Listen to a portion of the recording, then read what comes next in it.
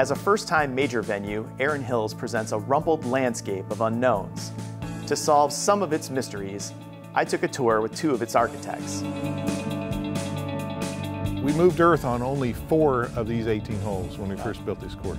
Glaciers made all these funny little deposits of things, these little dolomites, which are the small hills, the moraines, which are the bigger ones. There are all these kettle valleys. Some of them have water in them, like to the right of this green here. Our inspiration for this hole was the 7th at Pebble Beach, which is a little short downhill par 3 with a little tiny green. This is a bigger green, this is a little longer hole, and it doesn't have the ocean. All the bunkers on the golf course are probably the toughest that most of these open players will ever have seen. That was intended, that the bunkers would be the primary hazard, and they're different than all the others.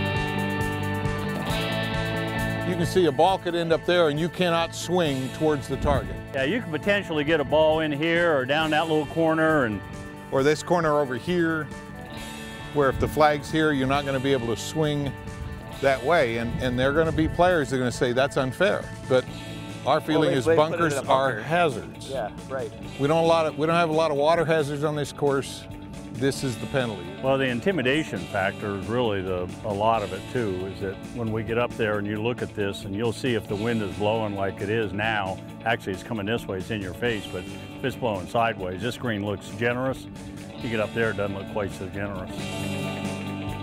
So Chambers Bay, a couple of years ago, similar typography, they let it brown out. Yes.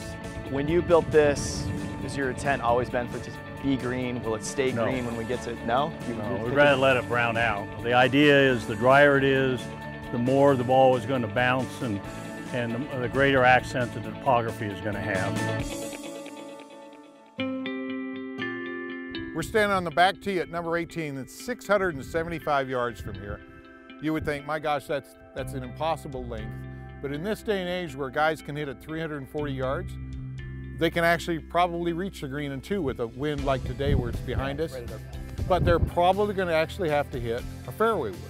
And as Dana is fond of saying, he says the key to this hole is hitting the fairway off the tee, because if you want any chance to reach this green in 3, you've got to hit the fairway.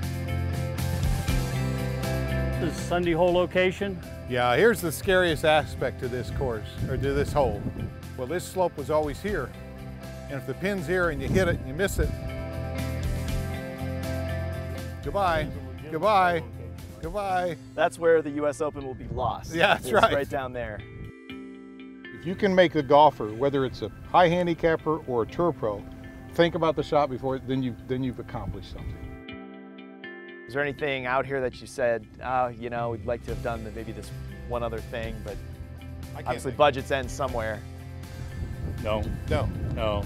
We did everything we wanted. You know, you could build stone walls, you could gussy it up, but it isn't going to change the golf course. The golf course is here as the golf course we wanted, and we're happy with it.